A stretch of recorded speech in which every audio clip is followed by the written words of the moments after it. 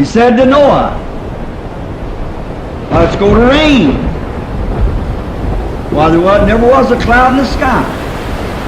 The biggest stream of water was a branch where God irrigated the land, a little spring somewhere. That's the biggest stream of water there was. Now people say, how in the world is there going to come any water down from up there? Show me where it's at, up there in all that hot sun.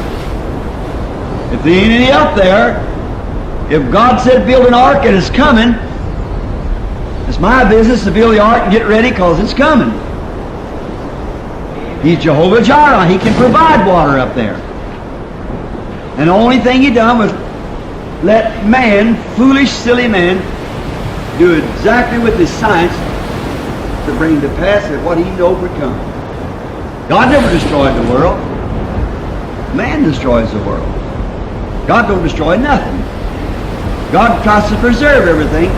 Man destroys himself by his knowledge. Like he did in the Garden of Eden at the tree, so forth. And so some fanatic got a hold of some atomic power somewhere that they had it, they could work with it then. Because they could do things then with it that we have never learned yet. We are not that far advanced. Maybe take 3 or 4 years yet or more before we can do it, to do what they did. They built the pyramids and the Sphinx and so forth. We could never do that. We couldn't reproduce that. There's no way for us to do it. Only unless we can get an atomic power. Gasoline power, electric power wouldn't lift one of them boulders, wouldn't move it off the ground. And some of them are city block high up in the air, weighing 1 billion tons. How'd they get them up there? See, they know.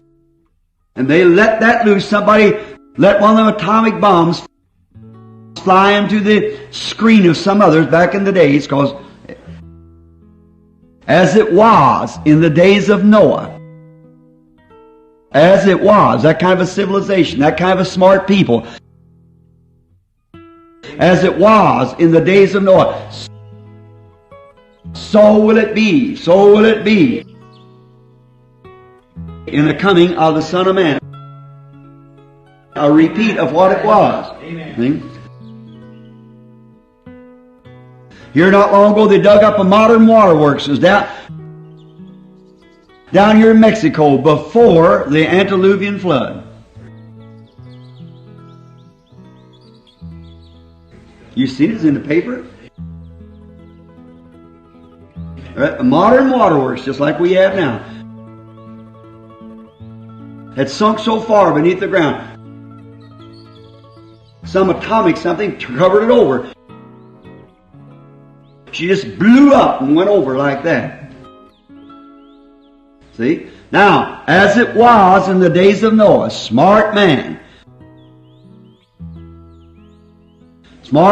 with their atomic powers and everything,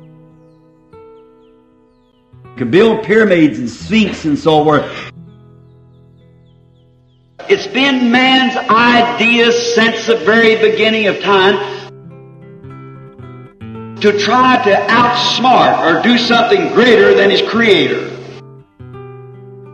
He wants to show his Creator that he's smarter than he is. What does he do? Just God lets him go and finally kills himself. There was a tree in the Garden of Eden called the tree of life. There was one called the tree of knowledge. When man left the tree of life where he was eating to live forever, the first bite he took from the tree of knowledge, he separated himself from God and brought death to his soul. That's right. And ever since then, every time he bites off of that tree of knowledge, he destroys himself. He bit off gunpowder, kills his brother, his comrade.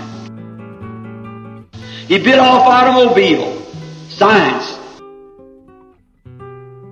What does he do? Kill more than all the wars put together. He's got himself a hydrogen bomb now. I wonder what he's going to do with that. See, man destroys himself by knowledge, and he'll never by education or knowledge ever find his way back to God. And that tree, he dies by that tree. Now, we find out, but he always tries to outsmart, do something better. And it's true, he makes a prettier species. But he always tries to outsmart his maker. He thinks that he knows better, and God never does destroy anything. Man destroys himself by his knowledge. God doesn't destroy anything.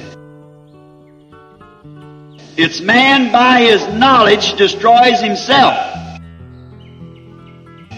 So therefore, if you would take time, go back in the Scriptures and chase the lineage of Cain and then the lineage of Seth, you'll find out that the lineage of Cain were the smart man, the scientists, the workers of wood, the workers of metal, scientists.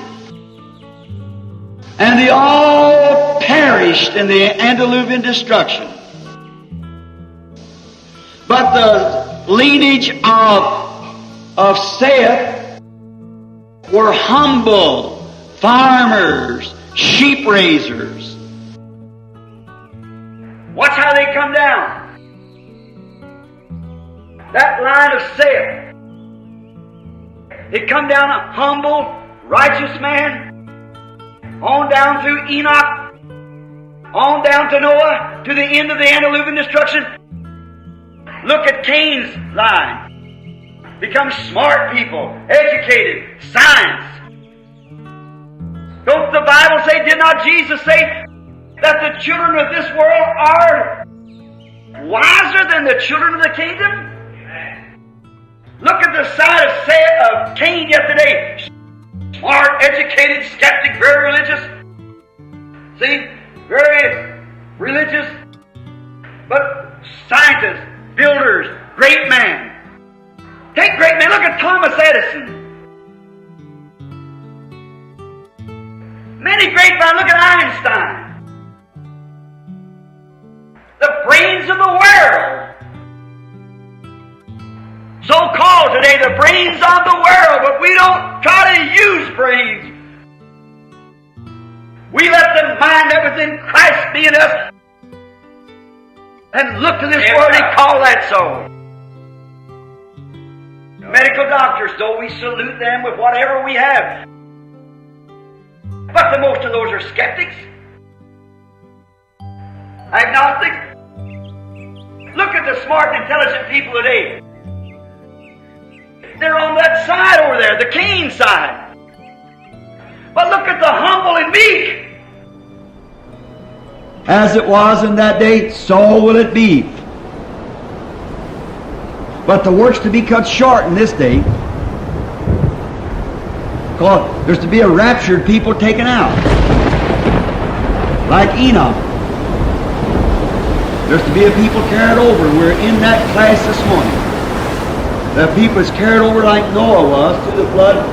But remember, before, don't forget this, before one drop of rain fell, before there was one thing in the sky, before Noah ever had the ark completed, Enoch was taken home. Enoch was raptured without death. He started walking one day, and gravitation lost its hold on him, and he found one foot a little higher, another foot a little higher, another foot a little higher, and the first thing you know, he said, "Farewell, world." Let's walk on up into glory. And when Noah Looked around, he couldn't find Enoch anywhere. He looked around, he didn't know where Enoch went. And he says, time to get to building the ark. They went to work on the ark to carry over the rim. Be faithful, faithful pilgrim. In the days of Enoch, just before the flood, when Enoch looked out there and saw Noah building away on that ark, Enoch was a prophet. Enoch knew that he was a type. And he knew that before the floods came, that he had to give an example. So one afternoon, it was becoming to him to take a walk. It was becoming that he'd take this walk with God. And somehow that day he changed his path. Instead of going around the side of the hill, he took the King's Highway. And he just kept on walking. And they found him not because he was not, but he walked on up the King's Highway. Oh God, let me be like Enoch.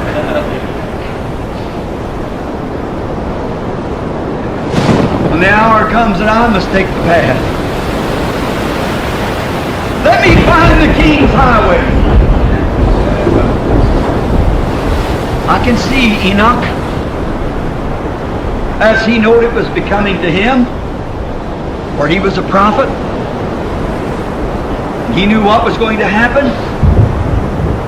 So I can see him kiss his wife goodbye and say, darling, I'll see you later.